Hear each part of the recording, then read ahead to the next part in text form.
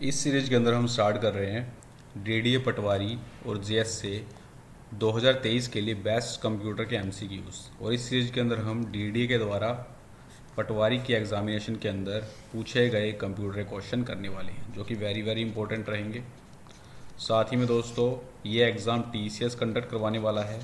2020 के अंदर भी टीसीएस ने कंडक्ट करवाया था, तो अच्छे खासे कंप्यूटर के क्वेश्चन पूछे जाएंगे। ठीक है, तो आपको क्या करना है, प्लेलिस्ट के अंदर विजिट कर लेना है। एसएससी वालों के लिए मैंने प्रीवियस ईयर टीसीएस के क्वेश्चंस करवाए थे, तो उनको देख कर जाना। आपको काफ़ी हेल्प यहाँ पर मिलेगी पटवारी और जेएससी के एग्जामिनेशन के लिए। विद प्रैक्टिकल के साथ मैंने आपको करवा रखे हैं, पूरे यूट्यूब पर कहीं पर भी नहीं देखने को मिलेंगे जो कि। ठीक है, तो विजिट कर लेना एक बार प्लेलिस्ट के अंदर। आज रहेगा हमारा part number 1, very very important. तो चलिए स्टार्ट करते हैं सीधा। मैं आपको यहाँ पर पेपर में से करवाने वाला हूँ। डीडीए पटवारी के अंदर फर्स्ट क्वेश्चन यहाँ पर क्या पूछा गया था भला। Question of first, which of the following views allows the user to quickly modify the slides and slide layout in the presentation. कहने का मतलब ये है कि आपने पीपीटी के अंदर स्लाइड्स ओपन कर रखी हैं। वैसे अगर हम चेंजमेंट करना चाहें तो हमें एक एक स्लाइड पर यहाँ पर चेंजमेंट करना रहेगा। इसका कहने का तात्पर्य ये है कि हमें यहाँ पर चेंजमेंट एक साथ करना है तीनों स्लाइड्स पर। तो इसके लिए हम किस फीचर का यहाँ पर यूज़ करेंगे, तो यहाँ पर यूज़ करते हैं हम स्लाइड मास्टर व्यू का। Option third is the correct one. कैसे करते हैं चलिए देखते हैं। हाँ, एक पीपीटी ओपन कर लेते हैं, कंट्रोल एन प्रेस करते हैं, न्यू पीपीटी ओपन हो जाएगी। 3-4 स्लाइड्स ले लेते हैं। जैसे मैं यहाँ पर कुछ चेंजमेंट करना चाहता हूँ, तो मैं यहाँ पर कुछ लगा लेता हूँ पहले। जैसे मैंने यहाँ पर लगा ली स्लाइड नंबर। ठीक है, कुछ भी लगा सकते हो आप, डेट एंड टाइम, फुटर, किसी के अंदर भी आपको फॉर्मेटिंग करनी है वो कर सकते हो।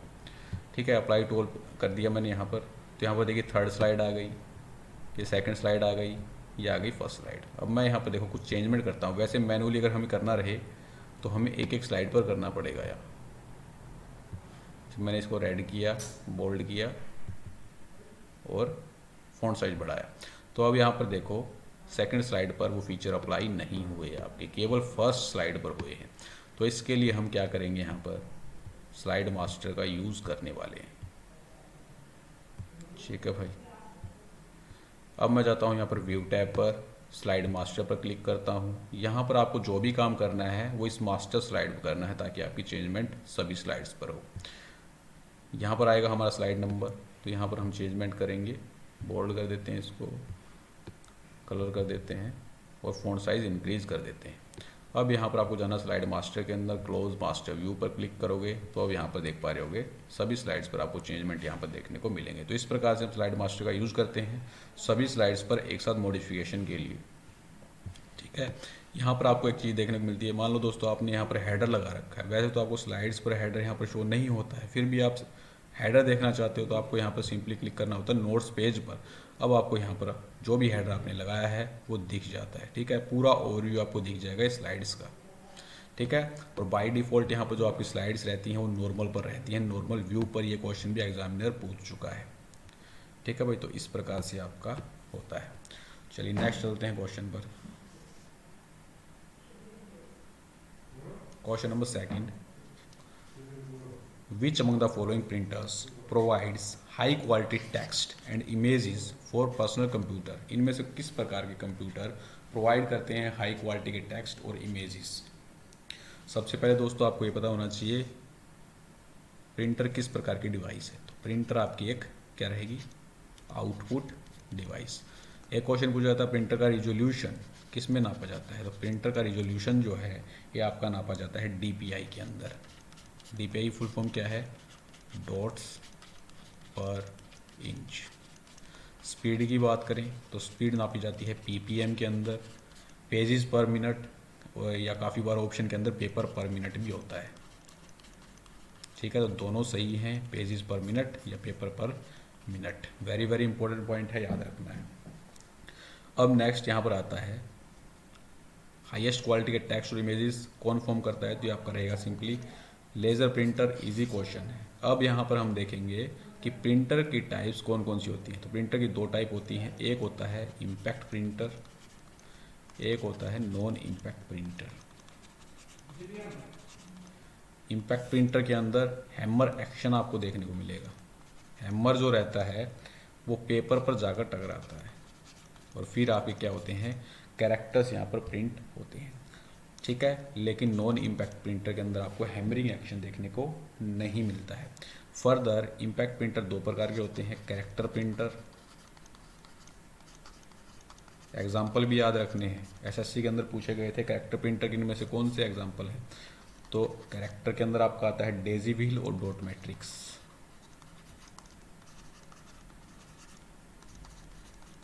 डेजी व्हील और डॉट मैट्रिक्स। इम्पैक्ट प्रिंटर की ही बात करें तो फर्स्ट आपका हो गया कैरेक्टर, सेकंड हो गया आपका लाइन प्रिंटर। और लाइन के अंदर कौन कौन से आते हैं आपके, चेन प्रिंटर और ड्रम प्रिंटर। ठीक है, और ये characters line by line print करने का काम करते हैं लाइन प्रिंटर। ठीक है, दोनों आपको याद रखने, इसके एग्जांपल आपको यहाँ पर याद रखनी है। ठीक है, नॉन इम्पैक्ट प्रिंटर की बात करें तो इसके अंदर आपके इंकजेट आते हैं और लेज़र प्रिंटर आते हैं। ठीक है, लेज़र प्रिंटर आपको पता ही है हाई क्वालिटी के टेक्स्ट यहाँ पर प्रोड्यूस करते हैं और इनकी जो एवरेज स्पीड होती है प्रिंटिंग की वो होती है 6 से 12 पेजिस, 6 से 12 पेजिस पर मिनट इनकी यहाँ पर स्पीड होती है। एक क्वेश्चन पूछा जाता है जो नॉन इम्पैक्ट प्रिंटर होते हैं कौन सी टेक्नोलॉजी पे वर्क करते हैं, तो ये थर्मल, इलेक्ट्रोस्टैटिक, केमिकल और इंकजेट टेक्नोलॉजी। ये कोई ऑप्शन कई बार एग्जाम ऑप्शन के अंदर होता है इंकजेट टेक्नोलॉजी। ठीक है, तो ये वेरी वेरी इंपॉर्टेंट पॉइंट है जो आपको याद रखनी है। Next question, question number 3, which of the following components of chart helps to identify various plotted data series. इनमें से कौन सा कंपोनेंट हेल्प करता है जो आपने यहाँ पर डाटा को सिलेक्ट कर रखा है उसके लिए, उस कंपोनेंट को यहाँ पर आइडेंटिफाई करने के लिए। तो इसके लिए यूज में लाए जाते हैं यहाँ पर legends. Option 3 is the right answer. ठीक है, चलिए देखते हैं, एक्सेल ओपन करते हैं। ये एक डाटा आपके सामने छोटा सा, तो कोई भी एक चार्ट हम इंसर्ट करेंगे यहाँ पर। जैसे मैंने यहाँ पर पाई चार्ट इंसर्ट कर लिया। ठीक है, अब जो लीजेंड्स आपको दिख रहे हैं ये हैं, ये जो आपको ऊपर दो कॉलम दिख रही है सीरियल नंबर और कॉस्ट। ठीक है, इनसे आपको ये पता लग रहा है कि ये आपकी सीरियल नंबर है और ये सीरियल वाइज इनका कॉस्ट प्राइस है। ठीक है, अगर हमें यहाँ पर लीजेंड्स को हटा दें तो यहाँ से क्या हट जाएंगे, आप वो चाहिए हैं तो यहाँ पर क्लिक करोगे तो लीजेंड्स आपके यहाँ पर शो हो जाते हैं। इससे हम क्या कर सकते हैं, चार्ट को आइडेंटिफाई कर सकते हैं। ठीक है भाई, और यहीं पर आपको डेटा लेबलिंग देखने को मिलती है। अगर आप यहाँ पर डेटा भी शो करना चाहते हैं, जैसे यहाँ पर 4000 आ गया, तो यहाँ पर आप डेटा लेबल्स पर क्लिक करोगे तो डेटा लेबल्स आपके सामने आ जाएंगे। तो इस प्रकार से लीजेंड्स का यूज किया जाता है। चलिए नेक्स्ट क्वेश्चन पर चलते हैं। अब very very important, most repeated question है। The first GUI was designed in 1970। First question आपको याद रखना है, पहला GUI कब डिज़ाइन किया गया था, 1970 के अंदर। और किसके द्वारा डिज़ाइन किया गया था, जीरोक्स कॉरपोरेशन के द्वारा। Option 4 is the right answer. और GUI की फुल फॉर्म यहाँ पर क्या रहेगी, graphical user interface. Graphical user interface. ठीक है ना। एक यहाँ पर पूछा जाता है CUI। ठीक है, तो CUI और GUI दोनों का आपको पता होना चाहिए यहाँ पर। ठीक है, CUI होता है कैरेक्टर यूज़र इंटरफेस,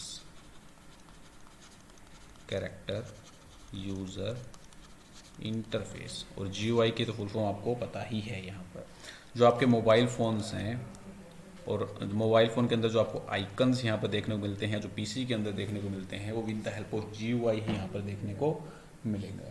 ठीक है, जबकि CUI के अंदर क्या होता है, यहाँ पर यूज़र जो है इंटरेक्ट करता है कंप्यूटर के साथ वेरियस कमांड्स का यूज़ करके, जैसे टेक्स्ट वगैरह हो गया, और टेक्स्ट के लिए हम कीबोर्ड वगैरह का यूज़ करते हैं, तो उनके लिए यहाँ पर CUI का यूज किया जाता है।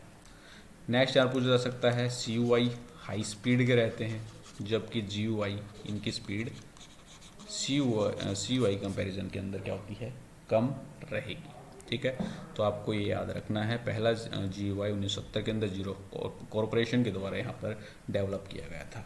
नेक्स्ट क्वेश्चन पर चलते हैं, question number 5। Which of the following MS DOS। DOS की फुल फॉर्म क्या है, डिस्क ऑपरेटिंग सिस्टम।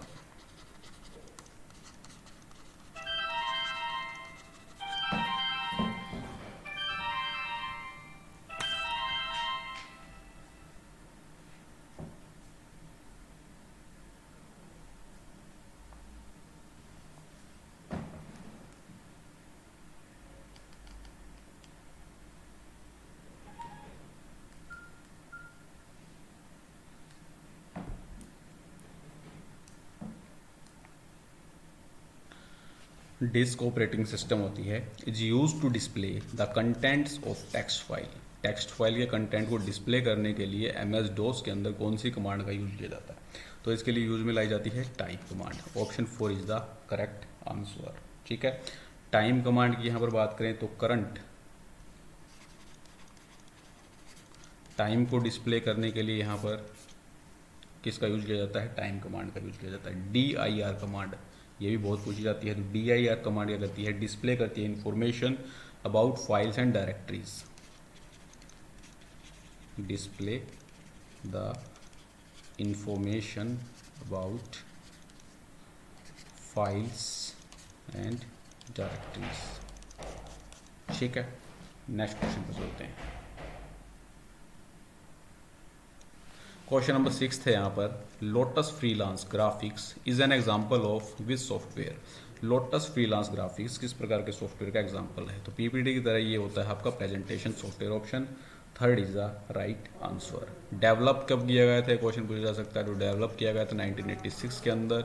और इसके जो डेवलपर हैं वो कौन है? तो इसके डेवलपर हैं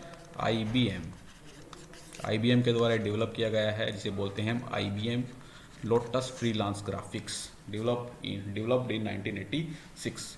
नेक्स्ट IT एक्ट से क्वेश्चन आते हैं। तो IT एक्ट को अच्छे से आपको करके जाना है यहाँ पर। Which of the following features of information technology act 2000 is not true. इनमें से कौन सा फीचर IT एक्ट 2000 के बारे में ट्रू नहीं है, ये आपको यहाँ पर बताना है।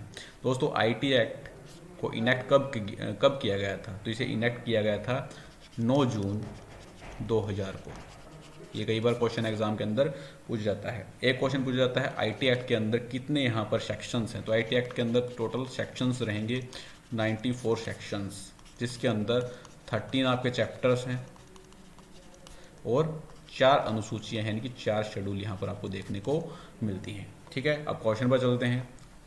फर्स्ट यहाँ पर दे रखा है, note to grant legal recognition for digital signature. IT act के अंदर आपको यहाँ पर क्या बोल रखा है? ये ग्रांट नहीं करता है डिजिटल सिग्नेचर के लीगल रिकॉग्निशन को, यानी कि डिजिटल सिग्नेचर को यहाँ पर वैधानिक मान्यता प्रदान नहीं करता है। तो ये क्वेश्चन आपका गलत हो जाएगा, जबकि ये ग्रांट करता है लीगल रिकॉग्निशन डिजिटल सिग्नेचर को। ठीक है, आगे डिजिटल सिग्नेचर पर क्वेश्चन आएंगे तो वहाँ पर इसको ब्रीफली हम करने वाले हैं। फिलहाल आपको यहाँ पर याद रखना है कि सेक्शन 5 के अंतर्गत लीगल रिकॉग्निशन यहाँ पर डिजिटल सिग्नेचर को प्रोवाइड करवाई जाती है। ठीक है, IT एक्ट 2000 के अंदर। नेक्स्ट यहाँ पर है, all electronic contracts made through secure electronic channels are legally valid. जितने भी सिक्योर चैनल्स हैं, इलेक्ट्रॉनिक चैनल्स हैं, उनके माध्यम से जितने भी आपके इलेक्ट्रॉनिक कॉन्टैक्ट्स यहाँ पर किए जाते हैं वो सारे लीगली वैलिड हैं। तो बिल्कुल आपका राइट रहेगा। और इसके अंदर आपका सेक्शन आता है सेक्शन 10A। कौन से सेक्शन में बात कही गई है? ये कही गई है सेक्शन 10A के अंदर। नेक्स्ट है, security measures for electronic records and also digital signature are in place. Electronic records और डिजिटल सिग्नेचर्स के लिए यहाँ पर सिक्योरिटी मेजर्स किए गए हैं, तो ये बिल्कुल सही है और ये है आपका सेक्शन 3। नेक्स्ट है, all procedure for appointment of adjudicating officers for holding inquiries under the act is finalised. यहाँ पर क्या बोला गया है कि निर्णायक अधिकारी, जो निर्णायक अधिकारी होते हैं उनको यहाँ पर अपॉइंट किया जाता है किसी पूछताछ के लिए, जिनको बोलते हैं एडजुडिकेटिंग ऑफिसर्स। ठीक है, और ये आपका इनकी जो अपॉइंटमेंट है वो बोली गई है सेक्शन 46 के अंतर्गत। ठीक है, जो क्या करते हैं, जो भी आपकी जांच पड़ताल करते हैं। ठीक है, एडजुडिकेटिंग ऑफिसर्स, अटपटा सही हिंदी में बोले तो निर्णायक अधिकारी। चलिए भाई, क्वेश्चन नंबर 8, विच 10 बार बोल के देखना, एडजुडिकेटिंग ऑफिसर। ठीक है, बिल्कुल सही निकल रहा है। Which among the following is not an output device. इनमें से कौन सी एक आउटपुट डिवाइस नहीं है, ये आपको बताना है। तो स्कैनर जो रहेगा एक प्रकार की इनपुट डिवाइस है, तो यही फर्स्ट आपका राइट हो जाएगा, जबकि हेडफोन्स, प्रोजेक्टर्स और फ्लैटबेड प्रोटर्स ये आपके इनपुट डिवाइस रहेंगे। नेक्स्ट क्वेश्चन पर चलते हैं, question number 9, which of the following shortcut key in MS Word to copy the formatting of selected text to a specified location. Formatting को यहाँ पर कॉपी करने के लिए शॉर्टकट की क्या रहती है, तो ये रहेगी कंट्रोल शिफ्ट के साथ C. Option first second is the right answer. और फॉर्मेटिंग जो आपने कॉपी की है उसे आपको पेस्ट करना है, तो पेस्ट के लिए होती है उसी फॉर्मेटिंग के लिए शॉर्टकट की कंट्रोल के साथ शिफ्ट प्लस वी। ठीक है भाई। और ये किसके अंदर यूज में लाई जाती है, आपकी फॉर्मेट पेंटर के अंदर। चलिए करके दिखाते हैं आपको। ठीक है, मैं यहाँ पर दिनेश, यहाँ पर फॉर्मेटिंग थोड़ा चेंज करते हैं। इसको हम करेंगे यहाँ पर ब्लू, बड़ा किया। अब मैं इसको कॉपी करता हूँ, या तो फॉर्मेट पेंटर पर क्लिक करके इसकी जो फॉर्मेटिंग है उसको कॉपी कर सकते हैं। आप यहाँ पर देख भी पा रहे हो control shift plus C copy करने के लिए, control shift plus V paste करने के लिए। ठीक है, तो मैं यहाँ पर control shift plus C press करता हूँ। अब जहाँ पर भी मैंने इस फॉर्मेटिंग को पेस्ट करना है तो कंट्रोल शिफ्ट प्लस वी करूँगा तो वहाँ पर वो सेम फॉर्मेटिंग आपकी अप्लाई हो जाएगी। नेक्स्ट क्वेश्चन पर चलते हैं। कंट्रोल सी कॉपी करने के लिए, ठीक है, किसी टेक्स्ट को। Next question, question number 10, which generation of computer is based on parallel processing hardware and AI यानी कि आर्टिफिशियल इंटेलिजेंस सॉफ्टवेयर। इनमें से किस प्रकार कौन सी जनरेशन है कंप्यूटर जो है वो पीपीएस यानी कि पैरेलल प्रोसेसिंग हार्डवेयर और एआई सॉफ्टवेयर पर बेस्ड हैं, ये आपको बताना है। तो ये इजी क्वेश्चन है बच्चों वाला। 5th जनरेशन के कंप्यूटर आपके एआई बेस्ड रहेंगे। Option first is the right answer. 5th generation के अंदर आपको क्या देखने को मिलता है, यूएलएसआई। और यूएलएसआई की फुल फॉर्म आपको पता होनी चाहिए, अल्ट्रा लार्ज स्केल इंटीग्रेशन। ठीक है, और ये हैं आपके डिजिटल कंप्यूटर। और एग्जांपल पूछे जाए तो लैपटॉप वगैरह हो गया, क्रोम बुक वगैरह हो गया, ठीक है, नोटबुक वगैरह हो गया, तो सारे 5th जनरेशन के कंप्यूटर रहेंगे। एसएससी के द्वारा अभी सीएचएसएल के अंदर क्वेश्चन पूछा गया था, एप्पल सेकंड ये कौन सी जनरेशन का कंप्यूटर है, तो एप्पल सेकंड ये 4th जनरेशन का कंप्यूटर है। जनरली काफ़ी बार 4th जनरेशन के एग्जाम्पल पूछे जाते हैं, तो कौन कौन से हैं जो पूछे गए हैं, IBM 4341 स्टार 1000। ठीक है, तो ये एग्जांपल आपको रटे होने चाहिए। एक अभी पूछा गया था 2nd जनरेशन का, तो 2nd जनरेशन के अंदर एग्जांपल आता है एक हनीवाल 400, ये 2nd जनरेशन का कंप्यूटर रहेगा। ठीक है, नेक्स्ट क्वेश्चन पर चलते हैं। Which among the following is not amended in IT act 2000। IT act 2000 के अंदर इनमें से क्या आपका अमेंड नहीं किया गया है, तो इंडियन एविडेंस एक्ट 1872 से अमेंड किया गया है, reserve bank of India act इसे अमेंड किया गया है, जो आपका राइट ऑफ इंफॉर्मेशन एक्ट है इसे अमेंड नहीं किया गया है IT एक्ट के अंतर्गत। ठीक है, बाकी तीनों को यहाँ पर IT एक्ट के अंतर्गत अमेंड किया गया है। नेक्स्ट क्वेश्चन पर चलते हैं, question number 12, what does a reference K9 in Microsoft Excel 2019 refer to. K9 यहाँ पर क्या रेफर करता है ये आपको बताना है। तो ABCD ये आपकी क्या होती है, कॉलम। ठीक है, नंबरिंग जो रहेगी ये आपकी रोज होती हैं।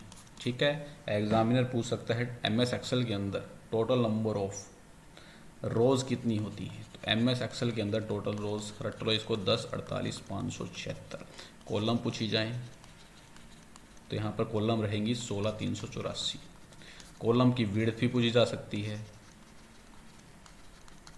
तो कॉलम की विड्थ होती है यहाँ पर 255 कैरेक्टर्स की। ठीक है, एक क्वेश्चन पूछा जा सकता है MS एक्सेल 2019 के अंदर बाय डिफ़ॉल्ट अब आपको 365 देखने को मिलेगा। ठीक है, क्वेश्चन के अंदर ही 365 देखने को मिलेगा। टीचर 365 क्वेश्चन बनाने लग गया, तो बाय डिफ़ॉल्ट MS एक्सेल 365 है, 2019 हो गया। कितनी शीट्स आपको देखने को मिलती हैं, तो शीट एक ही शीट देखने को मिलती है, शीट 1 के नाम से। 2007 के अंदर total number of sheet by default कितनी देखने को मिलती हैं, तो 3 शीट आपको देखने को मिलती हैं बाय डिफ़ॉल्ट। ठीक है, एक्सेल पर चलते हैं। चलिए थोड़ा सा ओवरव्यू आपको देंगे। ये हमारा एक्सेल है। ठीक है, ये ABCDEFGH जो भी आपको दिख रहा है कॉलम है। ठीक है, जो कि होती हैं आपकी टोटल कितनी कॉलम होती हैं, 16,384। और ये रो हैं 1 2 3 4 5 6 7 8 9 10 48 576। रो के और कॉलम के इंटरसेक्शन के यहाँ पर क्या बोलते हैं, सेल। और सेल का एक एड्रेस होता है, जैसे E9 ठीक, यहाँ पर ई कॉलम है और 9th यहाँ पर रो है, तो दोनों का इंटरसेक्शन यहाँ पर सेल बना रहा है जिसका एक एड्रेस है। एड्रेस कहाँ पर शो करता है, यहाँ पर नेम बॉक्स, ये होता है आपका नेम बॉक्स। ये आपका फॉर्मूला बार है जो कि नेम बॉक्स के राइट हैंड साइड के अंदर आपको देखने को मिलता है। ऊपर आपका टाइटल बार है जहाँ पर आपको बाय डिफॉल्ट बुक 1 देखने को मिलेगा। नीचे आपका शीट्स की नेमिंग आपको देखने को मिलती है जो कि कहाँ पर मिलेगी, लेफ्ट बॉटम के अंदर। और राइट बॉटम के अंदर आपको यहाँ पर जूम बार देखने को मिलता है जहाँ पे आपको जूम परसेंटेज को इंक्रीज और डिक्रीज कर सकते हो। मैक्सिमम जूम परसेंटेज आपको यहाँ पर एक्सेल के अंदर देखने को मिलेगा 400%, ठीक है। बाय डिफॉल्ट 100% पे रहता है, मिनिमम आपका 10% रहेगा, ठीक है। और ये राइट हैंड साइड के अंदर आपको एक स्क्रॉल बार देखने को मिलेगा। Next question number 13, which of the following the data is store permanently. इनमें से किस में डाटा को परमानेंटली स्टोर कर सकते हैं, तो स्टोरेज के अंदर होता है। Option second is the right answer. Easy question, हलवा क्वेश्चन। चलिए नेक्स्ट क्वेश्चन पर चलते हैं, क्वेश्चन नंबर 14 पर। Which of the following shortcut to enter the current time in MS Excel. MS Excel के अंदर करंट टाइम को एंटर करने के लिए इसमें से किसका यूज किया जाता है, तो इसके लिए यूज में लाया जाता है कंट्रोल शिफ्ट के साथ semicolon. Option third is the right answer. Current date अगर आपको इंसर्ट करनी है तो कंट्रोल सेमी कोलन, और करंट टाइम आपको चाहिए तो कंट्रोल शिफ्ट के साथ सेमी कोलन, ठीक है। करके देखते हैं, चलिए यहाँ पर कंट्रोल शिफ्ट और सेमी कोलन, जैसे मैंने इंसर्ट किया तो करंट टाइम आपका आ गया है, ठीक है। कंट्रोल के साथ सेमी कोलन प्रेस करेंगे तो यहाँ पर आपकी क्या होती है, डेट आ जाती है। Next question, which of the following views helps the user to show how your presentation looks when printed out with notes. ये आपको मैं बता भी चुका हूँ, ठीक है। इनमें से कौन सा व्यू आपका हेल्प करता है कि आपकी जो प्रेजेंटेशन है वो किस प्रकार की यहाँ पर नोट्स के साथ विजिबल होगी, तो इसके लिए होता है आपका notes page. Option second is the correct answer. कहाँ पर आपको देखने को मिलेगा वो भी हम देखते हैं। यहाँ पर ये हमने यहाँ पर PPT ओपन कर ली है, ठीक है। ये आपका हो गया नोट्स पेज, ठीक है। तो इसके अंदर आपको पता लग जाता है कि आपकी PPT नोट्स के साथ यहाँ पर किस प्रकार से विजिबल रहेगी। चलिए नेक्स्ट पे चलते हैं।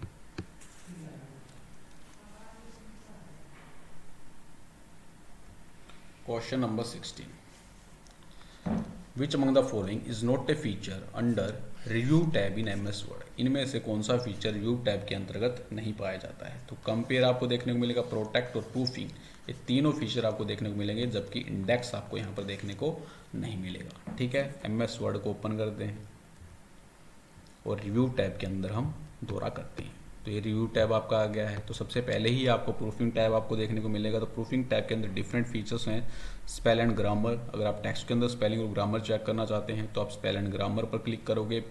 शॉर्टकट की रहेगी इसके लिए F7, ठीक है। किसी किसी वर्ड से रिलेटेड एंटोनिम, सिनोनिम वगैरह सर्च करना चाहते हो, शिफ्ट के साथ F7 का यूज़ करोगे, जो थिसैरस का एक फीचर यहाँ पर रहता है। वर्ड काउंट कर सकते हो, यहाँ पर टेक्स्ट जितने भी आपने टाइप करा है उसके अंदर वर्ड काउंट कर सकते हो, किसके अंदर मिलते हैं आपको, प्रूफिंग फीचर के अंदर सारे फीचर देखने को मिलते हैं, ठीक है। और क्या रहता है यहाँ पर, ट्रैकिंग रहेगा, चेंज रहेगा, कंपेयर के अंदर क्या है, ओरिजिनल डॉक्यूमेंट से जो आपने डॉक्यूमेंट क्रिएट किया है उसको कंपेयर कर सकते हो। नेक्स्ट है आपका प्रोटेक्ट, तो इससे आप अपने डॉक्यूमेंट को प्रोटेक्ट कर सकते हो। नेक्स्ट चलते हैं क्वेश्चन नंबर 17 पर।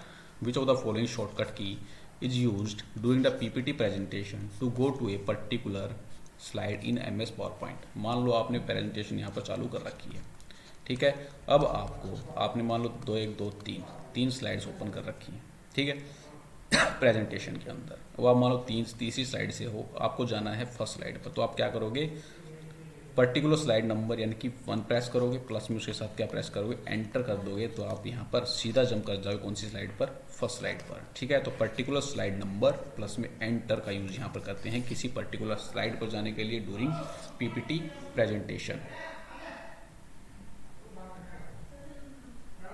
नेक्स्ट क्वेश्चन पर चलते हैं। विच of the following is the meaning of for extension dot batch. यहाँ पर एक्सटेंशन जो दे रखा है डॉट बैच, इसका मीनिंग यहाँ पर क्या रहेगा ये आपको बताना है। तो इसके लिए यूज होता है आपका batch files. Option first is the right answer. Dot bat किसकी एक्सटेंशन है, बैच फाइल्स की रहेगी, ठीक है। और बैच फाइल्स क्या होती हैं, एक प्रकार की स्क्रिप्ट फाइल रहेंगी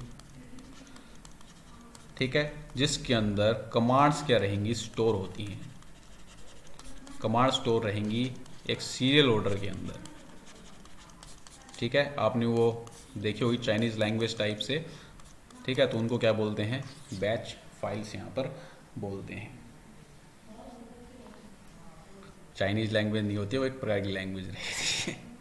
ठीक है, तो वो होती हैं आपकी बैच फाइल्स। आपके लिए चाइनीज़ होगी वो, क्योंकि समझ में जब ना आए तो चाइनीज़ ही होती है। Next question number 19, work station computer is a type of. Work station यहाँ पर किस प्रकार के कंप्यूटर का टाइप रहेगा ये आपको बताना है। तो वर्क स्टेशन कंप्यूटर ये आपके माइक्रो कंप्यूटर के टाइप हैं। Very very important, option second is the right answer. ये रहते हैं आपके स्मॉलेस्ट यूज़र कंप्यूटर। ठीक है, जो कि यूज़ किए जाते हैं स्मॉल ऑपरेशंस के लिए, यूज इन स्मॉल ऑपरेशंस, छोटे मोटे कार्यों के लिए यहाँ पर माइक्रो कंप्यूटर का यूज़ किया जाता है। और माइक्रो कंप्यूटर के अंदर ही आपके पीसीज वगैरह आते हैं, पर्सनल कंप्यूटर वगैरह। नेक्स्ट आता है आपका मिनी कंप्यूटर। तो मिनी कंप्यूटर ये आपका सिंगल यूज़र होता है। ठीक है, और ये होता है मिनी कंप्यूटर की बात करें तो ये आपका मल्टी यूज़र रहेगा, मल्टी यूज़र कंप्यूटर। ठीक है, और एग्जामिनर पूछ सकता है इनको और किस नाम से जाना जाता है, तो इनको also known as mid range computer. इनको किस नाम से जाना जाता है, मिड रेंज कंप्यूटर। नेक्स्ट आता है आपका यहाँ पर मेन फ्रेम कंप्यूटर। तो मेन फ्रेम कंप्यूटर के अंदर आपके जो भी रिसर्च ऑर्गेनाइजेशन के अंदर कंप्यूटर यूज में लाए जाते हैं, रिसर्चेज के अंदर, वो सारे मेन फ्रेम कंप्यूटर के अंदर आते हैं। एक आता है आपका सुपर कंप्यूटर। ठीक है, ये क्वेश्चन काफ़ी बार पूछा जाता है सुपर कंप्यूटर पर कि स्पीड किस में मापी जाती है। तो स्पीड ही सुपर कंप्यूटर की मापी जाती है MIPS के अंदर। MIPS की फुल फॉर्म क्या है, मिलियंस इंस्ट्रक्शन पर सेकेंड। एग्जाम्पल आपको पता ही है, क्रे 3, परम सीरीज होगी आपकी, एक और याद रख लेना हाईटेक, NCERT के अंदर गिवन है। अगर आपने नहीं पता है, आपको नहीं पता है तो हाईटेक S300। ठीक है, ये एग्जामिनर पूछ सकता है। क्रे परम तो पुराने हो गए, याद कर करके सभी को याद हैं, लेकिन वो ऐसे ऐसे ऑप्शन सेट कर सकता है जिनकी आपको यहाँ पर उम्मीद भी ना हो। नेक्स्ट क्वेश्चन पर चलते हैं, क्वेश्चन नंबर 20 पर। क्वेश्चन नंबर 20 यहाँ पर क्या है, इजी क्वेश्चन, हलवा question. Pascaline is also called as. Pascaline को यहाँ पर किस नाम से जाना जाता है, तो ये क्या होता है आपका एक प्रकार का arithmetic machine. Option 4 is the right answer. Arithmetic machine के नाम से इसको जाना जाता है पास्कलाइन को। ठीक है, तो एक शिफ्ट के यहाँ पर 20 क्वेश्चन हमारे कंप्लीट हो जाते हैं DDA पटवारी के अंदर। ठीक है, कल हम करेंगे इसका सेकंड शिफ्ट के क्वेश्चंस का सॉल्यूशन। दोस्तों वीडियो अगर आपको अच्छा लगे तो वीडियो को लाइक करें, चैनल को सब्सक्राइब करें और दोस्तों के साथ शेयर करना बिल्कुल भी ना भूलें। मिलते हैं नेक्स्ट वीडियो में। जय हिंद, जय भारत।